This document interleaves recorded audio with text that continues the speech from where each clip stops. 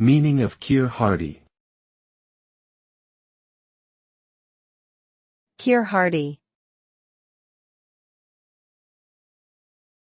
Keir Hardie. Keir Hardie. Keir Hardie.